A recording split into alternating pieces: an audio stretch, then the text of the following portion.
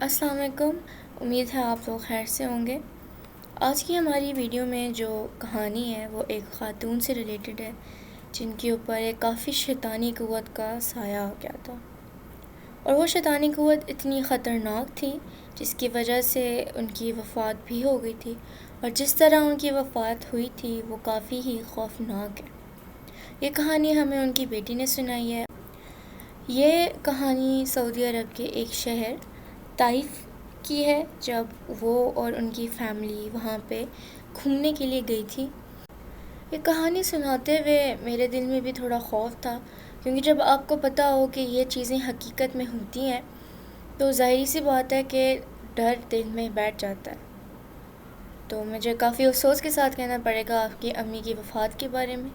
انہوں نے یہ کہانی بھیجی ہے تاکہ ہم ان کی یہ کہانی دوسروں تک پہنچا سکیں، تاکہ باقی لوگ بھی محتاط رہیں اور ایسی جگہوں پہ جاتے وقت کیا اپنی حفاظت کس طرح کرنی چاہیے، وہ ساری چیزیں اپنے ذہن میں ہمیشہ کے لیے رکھ لیں۔ تو پھر آئیں سنتے ہیں آج کی ہماری پہلی کہانی۔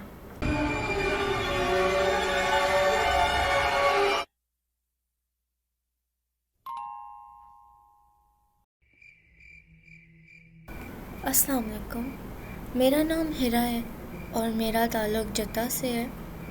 یہ بات 2020 کی گرمیوں کی ہے۔ جدہ میں ٹھنڈ نہیں پڑا کرتی، بہت گرمی ہوتی ہے۔ چھٹیوں کے دن بھی چل رہے تھے تو میں نے اپنے ابو سے خواہش کی کہ ہم طائف جاتے ہیں، وہ ایک کافی ٹھنڈا شہر ہے اور وہ ہے بھی پہاڑوں کے اوپر، تو ایک ٹرپ ہی ہو جائے گی۔ میں نے ابو سے کہا تو ابو نے کہا کہ کیوں نہیں، ہم وہاں پر چلتے ہیں۔ ہم طائف گئے، وہاں پہنچے۔ وہاں پہ ایک مخصوص جگہ ہے پہاڑوں کے اوپر، جہاں جاؤ تو -ڈگری کے مطابق ٹمپریچر ہوتا ہے، چاروں طرف دھند ہوتی ہے، اور اگر کوئی نظارہ نظر بھی آئے تو ایک کافی خوبصورت نظارہ ہوتا ہے۔ ہم وہاں پہ گئے اور ہم نے وہاں پہ اپنی گاڑی پارک کر لی۔ میں اور میری 2 بہنیں ہیں، ہم لوگ گاڑی میں ہی بیٹھے ہوئے تھے۔ امی ابو باہر ٹینٹ لگا رہے تھے، کیونکہ ہمارا پلان تھا کہ ہم اس سردی میں وہاں پر آگ جلا کر تھوڑا سے وقت گزار لیں۔ امی ابو باہر ہی تھے کہ ایک دم سے امی کی چیخنے کی آواز آتی ہے۔ میری بہنیں گاڑی میں تھیں۔ پہلے مجھے لگا کہ میں باہر نکلوں یا نہ نکلوں، کیونکہ ابو باہر ہی تھے، لیکن امی مسلسل چیخے جا رہی تھی۔ میں ڈر گئی۔ میں نے اپنی چھوٹی بہنوں کو کہا کہ تم لوگ گاڑی سے باہر مت نکلنا، میں امی کو دیکھ کر آتی ہوں۔ میں گاڑی سے اتری، میری بہنوں نے دروازہ لاک کیا اور میں امی کو ڈھونڈنے لگی۔ امی ابو کافی گاڑی کے قریب ہی تھے، لیکن جب میں ڈھونڈنے گئی تو وہاں پہ آس پاس کہیں پر موجود نہیں تھے۔ میں خود بھی ڈری ہوئی تھی، کیونکہ رات کا وقت تھا اور ہمارے پاس کوئی اور بڑا بھی نہیں تھا۔ میں بس ڈھونڈتی گئی تو وہاں پہ ایک درخت کے پاس ابو بیٹھے ہوئے تھے اور امی کو ہلائی جا رہے تھے۔ میں گئی، میں نے ابو سے پوچھا ابو کیا ہوا ہے؟ تو میں دیکھتی ہوں کہ امی چیخے جا رہی ہیں اور امی کی پوری باڈی ایسے ہل رہی ہے یا کانپ رہی ہے، ان کے بازو ٹانگیں ہل رہے ہیں جیسے کہ کوئی دورہ پڑتا ہے۔ ابو امی کو سنبھال رہے تھے کہ اٹھو کیا ہو گیا ہے، اور ابو آیت الکرسی پڑھ رہے تھے۔ کچھ سمجھ نہیں آ رہی تھی اس وقت کہ کیا ہو رہا ہے۔ ابو نے مجھے کہا کہ میرے ساتھ امی کو اٹھاؤ اور گاڑی کی طرف چلو۔ میں نے ابو کی مدد کی اور امی کو اٹھا کر ہم گاڑی کی طرف لا ہی رہے تھے، ایک دم امی بھاری ہو گئی۔ ہم جیسے چل رہے تھے اور ہمارے پاؤں رک گئے۔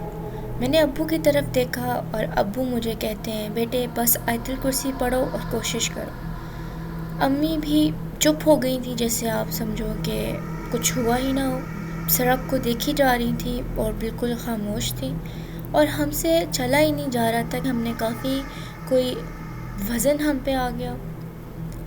ہم لوگ کوشش کرتے رہے لیکن ہم سے ہلا بھی نہ جائے۔ دیکھتے ساتھ ہی امی عجیب زبان میں بولنے لگ گئی۔ میں خوف کے مارے امی کو چھوڑ کر پیچھے ہو گئی۔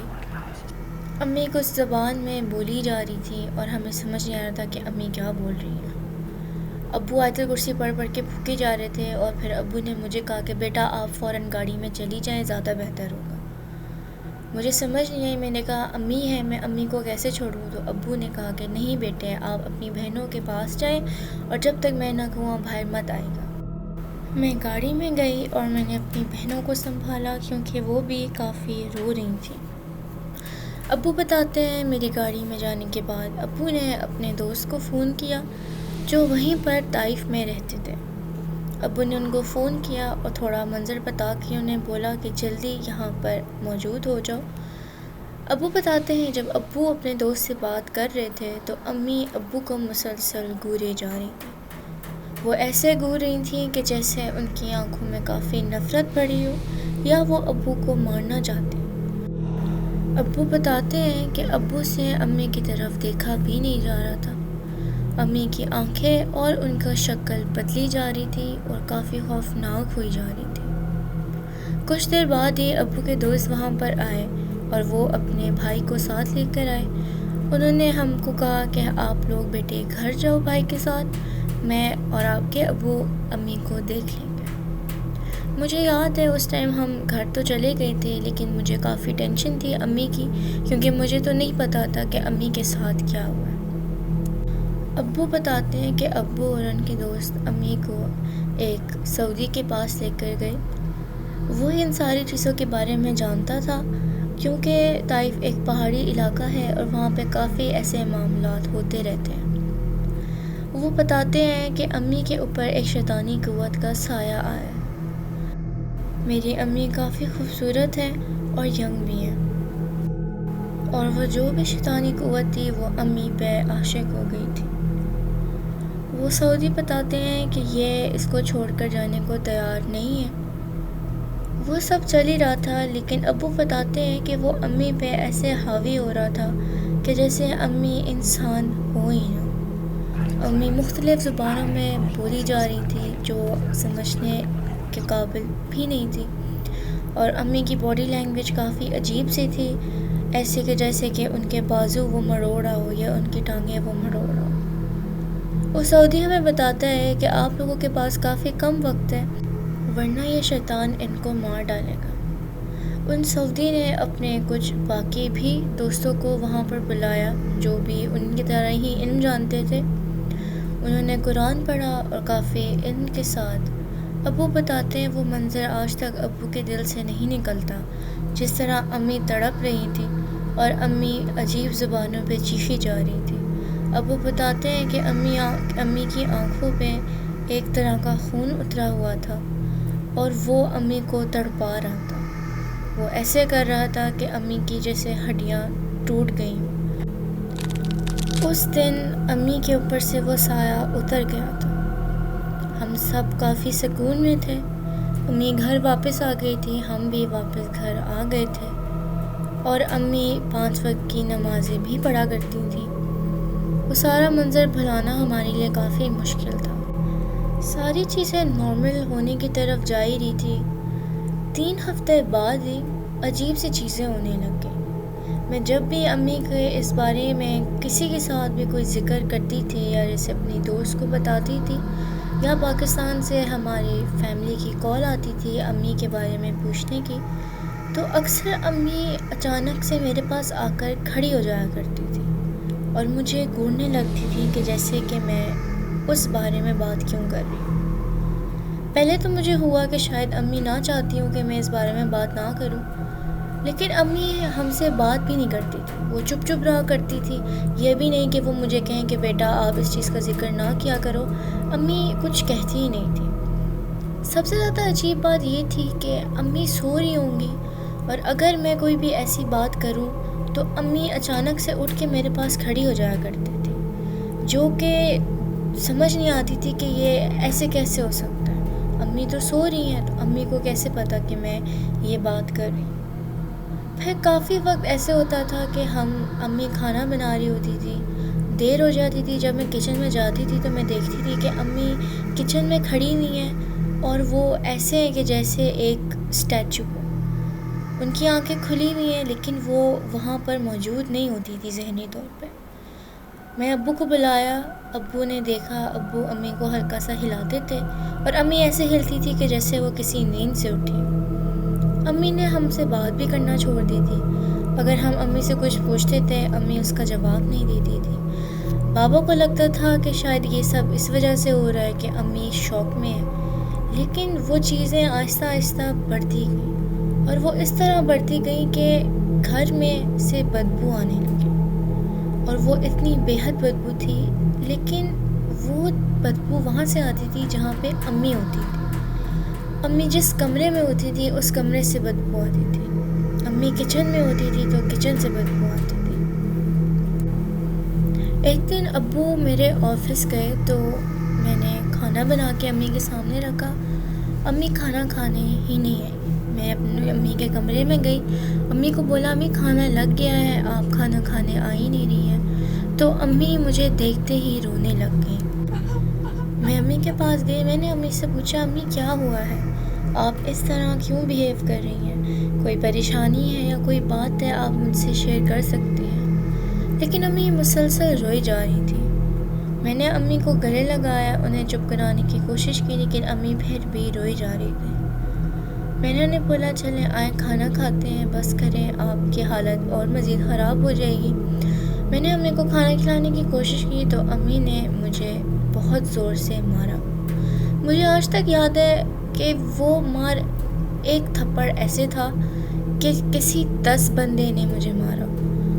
وہ نشان میرے گال پہ پڑ گیا تھا اور وہ نشان مجھے یاد ہے ہفتے تک نہیں گیا تھا۔ جب امی نے مجھے مارا تو میں رونے لگ گئی اور میں امی کی طرف دیکھ رہی تھی۔ امی بیڈ پر کھڑی ہوئی ہیں اور امی نے منہ کھولا ہے تو امی کی جو زبان ہے وہ پلٹ رہی تھی۔ امی رو رہی تھی اور یہ سارا منظر امی کے ساتھ ہو رہا تھا۔ یہ دیکھ کر میرے ہوش اڑ گئے کہ یہ سب کیا ہے۔ میں چیخیں ماری اور میں نے گھر سے باہر نکل گئی۔ میں گھر سے باہر نکلی ہوں تو وہاں پہ ہمارے جانے والے انکل تھے، انہوں نے مجھے پوچھا بیٹا کیا ہوا ہے؟ میں نے ان کو چیخ کر سب کچھ بتایا کہ یہ سارا منظر ہے۔ ان انکل نے فوراً ابو کو کال کی، ابو آفس سے گھر آئے ہیں مجھے اور میری بہنوں کو انہوں نے نیبر کے گھر چھوڑ دیا۔ ابو بتاتے ہیں کہ ہمیں وہاں چھوڑنے کے بعد جب ابو امی کے پاس گئے تو امی بیڈ پہ بے ہوش پڑی تھی۔ ابو امی کو فوراً ہاسپٹل لے کر گئے کیونکہ امی کسی طرح اٹھ نہیں رہی تھی۔ ابو بتاتے ہیں کہ جب ابو امی کو ہاسپٹل لے کے جا رہے تھے تو امی کے پورے جسم پہ نشان تھے۔ وہ نشان ایسے تھے کہ کیسے کسی نے امی کو چھری سے مارا۔ امی کے ہاتھ کی انگلیاں بھی ٹیڑھی ہوئی تھی۔ ابو بتاتے ہیں میں اس وقت رو رہا تھا اور مجھے سمجھ نہیں آ رہا تھا، میں بس اللہ سے مدد مانگ رہا تھا۔ ہم ہاسپٹل امی کو لے کر گئے کہ ایٹ لیسٹ امی کو ہوش آ جائے، تو ہاسپٹل والے بتاتے ہیں کہ امی کے اندر سے ساری ہڈیاں ٹوٹ چکی ہیں۔ وہ کہتے ہیں کہ ہم پریشان ہیں کہ یہ کس طرح آپ لوگوں نے ان کو رکھا ہوا ہے، ان کی حالت تو کافی بری ہے۔ ابو بتاتے ہیں ان کو کہ نہیں کل تک تو یہ بالکل ٹھیک تھی، کام کر رہی تھی، ہمارے ساتھ بیٹھ رہی تھی۔ تو وہ ڈاکٹر بتاتے ہیں کہ ان کے اندر بالکل بھی طاقت نہیں ہے اور نہ ہی یہ اپنے کسی بھی باڈی پارٹ کو ہلا سکتی ہیں، تو یہ کیسے ممکن ہے کہ کل تک یہ بالکل ٹھیک تھی۔ ابو نے ان کو سارا واقعہ بتایا تو ان کو یہ بات سمجھ تو آ گئی تھی کہ یہ کوئی بیماری یا یہ کوئی چیز نہیں ہے بلکہ یہ ایک اثر ہے۔ امی کی وفات اسی دن شام کو ہو گئی تھی، اسی ہسپتال میں ہو گئی تھی، اور ہم لوگ کوشش کر رہے تھے کہ امی کو ہوش ہے لیکن امی کو ہوش نہیں آ رہا تھا۔ مجھے آج تک یاد ہے جب امی کی وفات ہوئی تو امی کا چہرہ پہچان میں نہیں آ رہا تھا، وہ لگ ہی نہیں رہا تھا کہ وہ ہماری امی ہے۔ ان کا چہرہ کافی خوفناک تھا۔ امی کی وفات کے بعد ہمارے گھر میں اس کے بعد سے کوئی بھی ایک دوسرے سے بات ہی نہیں کرتا تھا۔ ہماری زندگی اتنی مختلف ہو گئی تھی، ابو بھی چپ چپ رہا کرتے تھے۔ میں اپنی بہنوں میں سب سے بڑی تھی جس کی وجہ سے مجھے اپنی بہنوں کا بھی خیال رکھنا پڑتا تھا، لیکن میری بہنیں بھی اس حادثے کے شکار تھیں۔ ہمیں کافی عرصہ لگ گیا تھا کہ ہم ایک خوش زندگی گزار سکیں، کیونکہ وہ ہماری والدہ تھی اور ہمارے ذہن سے وہ سب کچھ نکل بھی نہیں پا رہا تھا۔ عجیب بات تو یہ ہے کہ امی کے گزر جانے کے بعد بھی ہمیں کبھی کبھی اس گھر میں اپنی امی کی پریزنس فیل ہوتی ہے، لیکن امی کی پریزنس فیل ہوتی ہے تو خوشی بھی ہوتی ہے، لیکن ایک طرح کا ڈر بھی لگتا ہے، کیونکہ ہم یہ جانتے تھے کہ امی ہماری کافی عرصے پہلے ہی گزر چکی تھی اور امی کے اندر جو بھی چیز تھی وہی زندہ تھی بس۔ اس بات کو 3 سال گزر چکے ہیں اور اب ہماری پوری فیملی پاکستان شفٹ ہو چکی ہے، کیونکہ وہاں پہ رہنا ہمارے لیے ممکن ہو ہی نہیں رہا تھا۔ اللہ نہ کرے کبھی بھی کسی کے ساتھ بھی اس قسم کا کوئی واقعہ ہو۔ ہماری بس یہی غلطی تھی کہ اگر ہم ایسی کسی جگہ پہ جاتے بھی ہیں تو ہمیں چاہیے کہ ہم اپنے آپ کو محفوظ کر کے جائیں، اور پہاڑی علاقوں میں رات کے وقت جانے سے تھوڑا پرہیز کریں، کیونکہ ایسی جگہوں پہ ہی زیادہ شیطانی قوتوں کا بسر ہوتا ہے اور زیادہ اندھیری جگہ پہ بھی۔ تو سب لوگ پلیز اپنا خیال رکھیں، کیونکہ یہ واقعات کبھی بھی ختم نہیں ہوتے اور نہ ہی یہ کبھی کسی کی جان چھوڑتے ہیں۔ اللہ تعالیٰ ہم سب کو اپنے حفظ و امان میں رکھے۔ میرے پاس ایک اور ایسی ہی ایک کہانی ہے جو میں اپنی اگلی ویڈیو میں لے کر آؤں گی۔ اس میں ایک 15 سال کے لڑکے پہ 7 قسم کے جنات حاوی ہو گئے تھے، اور وہ بیسیکلی نان بلیورز تھے، اور وہ شیطانی قوت جو پوری طرح ان پر حاوی ہو گئے تھے، یا آپ کہہ سکتے ہیں وہ پوزیسڈ ہو گئے تھے۔ کافی جگہ ان کا چیک اپ بھی کروایا تھا، لیکن ان کی بھی اسی طرح وفات ہو گئی تھی۔ تو میری اگلی ویڈیو ضرور دیکھیے گا، and please don't forget to like and subscribe. اگر آپ کے ساتھ بھی کسی بھی قسم کا ایسا حادثہ ہوتا ہے یا آپ کے جاننے والوں میں سے، تو آپ مجھے میری دیے ہوئے جی میل پر میسج کر سکتے ہیں، تاکہ میں اپنی آنے والی ویڈیوز میں وہ کہانی لے کر آؤں۔